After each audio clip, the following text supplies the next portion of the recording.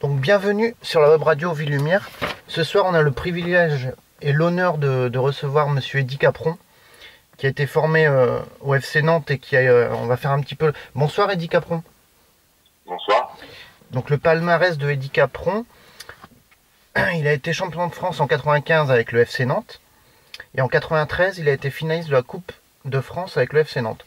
Donc le bilan de carrière, de 1987 à 1988, vous avez évolué au Red Star.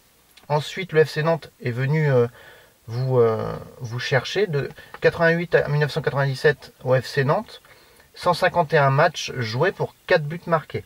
De 97 à 1999, vous avez évolué au Stade Rennais, 28 matchs pour un but. Et de 99 à 2003, vous avez évolué à Sedan, 92 matchs pour un but. Et de 2003 à 2004, vous avez fini votre carrière au Mans avec 17 matchs. J'ai eu quelques infos un petit peu sur Internet. Vous êtes né en 1971 à Saint-Pierre en Martinique. J'ai une question qui me passe un peu par là. Est-ce que vous avez eu l'occasion de... vous êtes français, mais de pouvoir jouer pour la Martinique? Non, c'est mon plus gros regret. Hein. J'ai pourtant fait affinité pour espérer jouer dans cette sélection, mais j'ai jamais eu l'occasion d'être appelé. Donc voilà. D'accord. Et vous débarquez en région parisienne avec vos parents. Vous apprenez vos premières gammes si je me trompe pas, à Rosny-sous-Bois. Rony Sous-Bois, oui. Pardon. Vous devenez aussi ami avec un certain, il a joué au Paris Saint-Germain, un certain Pascal Nouma. Qu'est-ce que vous pouvez nous dire un petit peu de Pascal Nouma? Pascal et moi, c'est une histoire, on était gamins tous les deux, on était dans la même cité, on était dans le même club, on était à Rony-sous-Bois. Et on va dire qu'on s'est entraîné, on s'est engrainé tous les deux pour aller jouer au club de Rony-sous-Bois. Puis après, moi j'ai eu l'occasion de partir au Red Star, lui est parti au Paris Saint-Germain, il avait un an de moins que moi à l'époque, donc il est parti au Paris Saint-Germain, et puis il a fait sa petite carrière là-bas, son début de carrière en tout cas là-bas. D'accord. Et est-ce que vous avez eu des contacts, vous, à l'époque, avec le Paris Saint-Germain? À cette époque-là, non. Non, le seul contact que j'avais, c'était à travers les sélections, les joueurs, c'est tout. Et puis, je pense pas que j'avais le niveau pour marquer. J'étais en dessous un peu de tout le groupe de la sélection de France, de la sélection Seine-Saint-Denis à l'époque. Voilà, et j'étais pas mis en avant. D'accord. Et après, c'est vrai que vous allez au Red Star, pardon, avec un entraîneur, Philippe Troussier. Vous avez connu Philippe Troussier. Qu'est-ce que vous pouvez nous dire de Philippe Troussier? C'est vrai qu'il y avait des joueurs aussi, Thierry Morin, enfin il y avait beaucoup de joueurs, Eric Renaud. Qu'est-ce que vous pouvez nous dire de Philippe Troussier? Alors, c'est quelqu'un qui a beaucoup de poigne, il a beaucoup de respect, il est respecté par ses joueurs. Moi, en tout cas, il m'a vraiment bousculé. Il m'a appris que le travail dur pour réussir. Ça n'a pas été facile. Il a même pris de son temps pour m'entraîner tout seul parce que j'étais encore à l'école. Donc, il a su donner le coup de l'effort, en tout cas. D'accord. Et après, le FC Nantes s'intéresse vraiment à vous. Et un entraîneur qui s'appelle Miroslav Blažević. Qu'est-ce que vous pouvez nous dire de cet entraîneur? Ça a été quelqu'un qui vous a bien aidé. Qu'est-ce que vous pouvez nous dire de cet entraîneur? C'est assez spécial. Alors moi, je suis arrivé au Nantes et c'est vrai qu'au départ, j'ai eu affaire au centre de formation à Anna Delrec où c'était la formation, la recherche du jeu à la nantaise, entre guillemets. Et après, j'ai été intégré dans le groupe des pros où là, c'était l'objectif résultat. J'ai intégré et fait mes premiers matchs avec Miroslav Blažević, mais c'était pas un entraîneur qui m'a comment dire, appris beaucoup de choses. C'était pas les meilleures années du FC Nantes, hein. Ça s'est senti en tout cas en termes de résultats. Malheureusement, il y a eu pour le club un plan de redressement qui nous a permis à nous aux jeunes de pouvoir intégrer l'équipe première. D'accord. Et c'est vrai qu'il y a eu beaucoup de joueurs aussi de qualité, dont vous, et aussi il y a eu Christian Carambe, Reynal Pedros, Nicolas Wedek, et aussi Stéphane Ziani. Vous avez dû aussi apprendre avec ces joueurs-là aussi beaucoup plus vite. Qu'est-ce que vous pouvez nous dire de ces joueurs, surtout, enfin, des champions du monde aussi quand même, Christian Carambe. Qu'est-ce que vous pouvez nous dire de tous ces joueurs que vous avez côtoyés au tout début de votre carrière? Bah, au tout début, ils étaient pas, ils étaient à la fin, bien sûr, mais moi, les joueurs qui m'ont marqué, en tout cas dans mes débuts en pro, ont été des joueurs comme Oli Camis, comme Maxime Bossis, Marcel Desailly, Didier Deschamps, qui ont même Georges Borouchaga, qui m'ont apporté énormément, en tout cas sur le métier. Ça a été des gens qui étaient déjà installés dans le milieu professionnel. Donc, on arrivait à peine, on débarquait, on était tous un petit peu en formation encore, mais dans le monde de la compétition.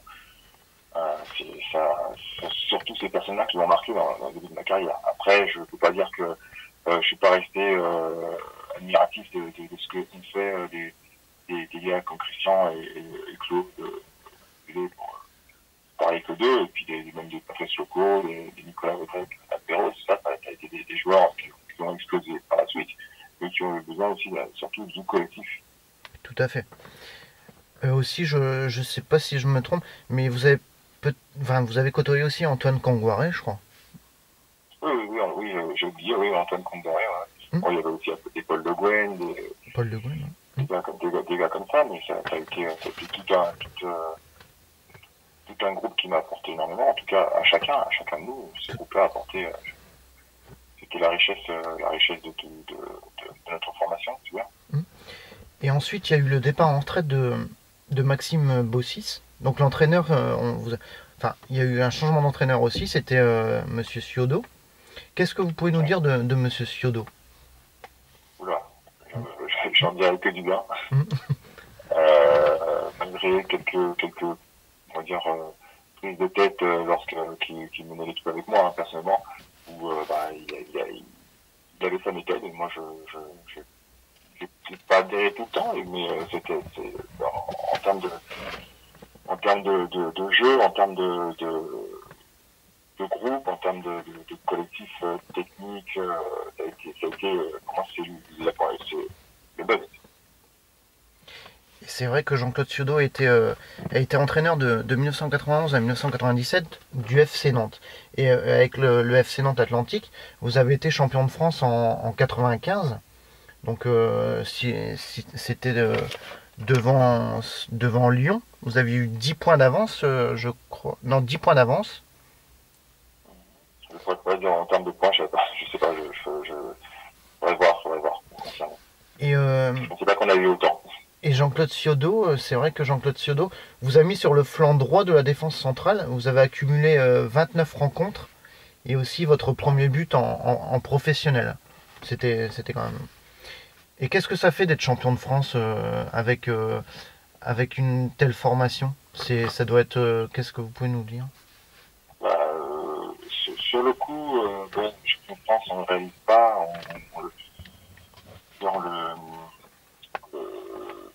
On le goûte pas sa juste valeur. C'est qu'avec les années passées qu'on réalise vraiment ce qu'on a fait. Quand je vois certains qui ont vécu notre épopée 95 qui m'en parlent, et je vois un petit peu que les gens étaient marqués par ça, en tout cas sur Nantes, quoi. Sur Nantes, c'est juste énorme ce que les gens ont vécu.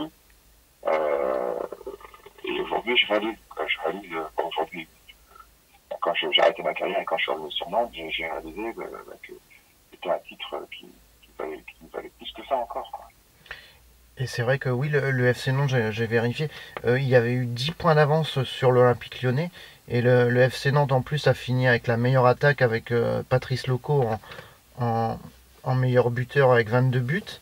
Et Nicolas Wedek qui a joué aussi au PSG un petit peu et qui a fini troisième avec 18 buts.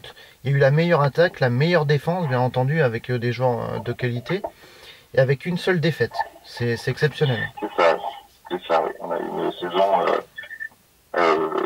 je pense que ça va être très dur à faire mieux. Tout à fait. Et je me souviens aussi qu'il y avait eu aussi une, beaucoup de matchs sans défaite. Donc il y avait eu 32 matchs et je crois que ce record-là n'a pas été encore... Ouais, Paris, je crois que les dernières, Paris était à deux doigts de le battre. Tout à fait. Et ensuite, vous avez eu aussi des beaux parcours aussi en Coupe de l'UEFA, si, avec le FC Nantes, si je me souviens bien, en quart de finale face au Bayern Leverkusen. C'était des matchs aussi intenses à jouer, non? Que vous pouvez nous en dire quoi? Vous pouvez nous en dire un peu plus, pardon? Oui, on a eu un match aller, en tout cas, un match aller très difficile. Ça, c'était en UEFA, hein. On a eu un match très difficile où on a, je crois, contre 5-0, 5-1, je sais plus. 5-1. Donc, ça a été assez compliqué. On est tombé dans un pied. C'est vraiment, ça a été une machine, les Leverkusen. Match retour, bon, on a essayé on a trouvé un problème de tarif en durée, on a fait un 0-0 à la maison. C'est des expériences exceptionnelles, quoi. Et aussi, il y a eu aussi des grands matchs aussi en Ligue des Champions face à la Juventus de Ravanelli. Mais peut-être qu'il y a une petite frustration de ne pas avoir joué autant de matchs de Ligue des Champions. Je crois que vous en avez joué 3. Bon, c'est déjà énorme quand même hein, pour un joueur professionnel. Mais 3 matchs, c'est peu, non? C'est peu, oui, bien sûr. C'est peu, mais bon, peu de gens peuvent dire d'avoir fait ça déjà. Moi, je sais que par rapport à cette année où on a eu pas mal de matchs, j'étais sur mon lit d'hôpital, je suis resté quand même 6 mois et quart. Donc, je suis plutôt, plutôt positif et dire que je suis content d'avoir participé à cette Ligue des Champions. Parce que j'aurais pu ne pas la faire du tout, malgré le fait qu'on m'ait remis sur pied. Donc j'ai eu l'occasion de jouer. J'étais opéré du dos, donc ça a été long. J'aurais pu passer, ça aurait pu me passer sous le nez. D'accord, tout à fait. Et après, vous avez décidé de quitter le FC Nantes pour gagner le Stade Rennais avec un entraîneur qui s'appelle Guy David. Qu'est-ce que vous pouvez nous dire de Guy David? Alors, j'ai énormément de respect pour lui, sur sa manière, sur le plan humain, il était quelqu'un vraiment de très intéressant.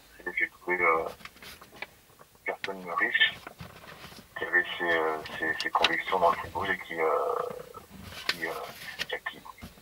croyait en ses convictions, quoi. Il savait ce qu'il faisait. En tout cas, j'ai eu de très bonnes relations avec lui. Il avait sa méthode que je respectais, que j'adhérais en plus, D'accord. Et c'est vrai qu'arriver aussi dans un club comme ça, au Stade Rennais, vous avez fini 14e, mais c'est pas facile non plus parce que je me souviens qu'il y a eu beaucoup d'arrivées de départs aussi, il y a eu 12 recrues et 14 départs. C'est pas évident non plus d'arriver aussi dans un club comme ça avec autant un peu de remue-ménage un petit peu, quoi. Comment ça se fait que le club, comment ça se fait qu'à l'époque, il y avait eu, j'ai regardé, il y a eu 12 recrues et 14 départs, c'était quand même énorme. Il était en construction, je pense qu'il était... Qu'est-ce que vous pouvez nous dire à l'époque? Je ne peux pas vous dire, je pense qu'il y a eu comment dire, Pinot a peut-être voulu changer complètement la politique de Rennais et en de faire venir des joueurs, je crois qu'il y avait 3-4 étrangers qui étaient venus.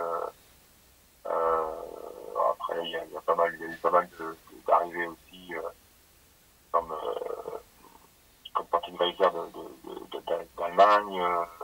Il y en a plein, quoi. Il y a eu plein de joueurs qui sont arrivés. Ça a pas pris tout simplement. Peut-être qu'il aurait fallu plus de temps. Mais c'était un pari, je sais pas si c'était le bon pari à faire. D'accord. Et ensuite, par contre, qu'est-ce que vous pouvez nous dire de Paul Le Guen? Ça a été assez spécial parce que moi j'ai joué avec lui quelques années auparavant, il a fait l'équipe, notre relation était était distante, donc il a mis toutes les barrières et je pense que c'était la bonne chose à faire. Voilà. Mais c'était compliqué pour lui par rapport à moi et moi par rapport à lui. Surtout que moi, en plus, j'étais mis au placard par les dirigeants, par les professeurs à l'époque, le placard sans trop savoir pourquoi. J'en ai eu l'explication, mais j'ai accepté. D'accord. Sinon, j'ai accepté. D'accord. Et ensuite, vous êtes parti à Sedan, donc un club qui est monté en Ligue 1. Qu'est-ce que vous pouvez nous dire de cette époque de Sedan, de 2001 à 2003? Alors, c'était un groupe qui montait de deux, qui avait été en Coupe de France, coup de finale contre Nantes, apparemment sur un penalty, je vais pas regarder un penalty qui était litigieux, donc voilà, cette petite histoire. Je suis arrivé là-bas avec l'étiquette aussi 90 Nantes, donc j'ai pas été apprécié ou j'étais plutôt, on va dire clairement, j'étais sifflé quand je suis arrivé à Sedan. C'est une région où ils adorent le football et je pense que la équipe c'est un peu l'image du département, donc ça touche beaucoup de monde. Et par contre, quand j'ai été accepté et je suis bien intégré dans ce club, ça a été vraiment très très très agréable, très accueillant, même le département, tout ça. J'ai gardé de très très bons souvenirs et j'ai gardé beaucoup de contacts encore avec certains gars du milieu du foot comme comme d'autres milieux à Sedan, Charleville. D'accord. Et c'est vrai que vous avez été le premier buteur aussi au stade Louis Dugoguez en septembre 2000 pour Sedan, quoi. Et ensuite, vous avez été au Mans, donc de 2003 à 2004. Qu'est-ce que vous pouvez nous dire? Vous avez fait 17 matchs. Qu'est-ce que vous pouvez nous dire sur le Mans? Alors, j'ai vécu vraiment une fin de carrière nulle, tout simplement. Mon passage au Mans, ça a été une catastrophe. Aussi bien sportivement que au niveau du relationnel.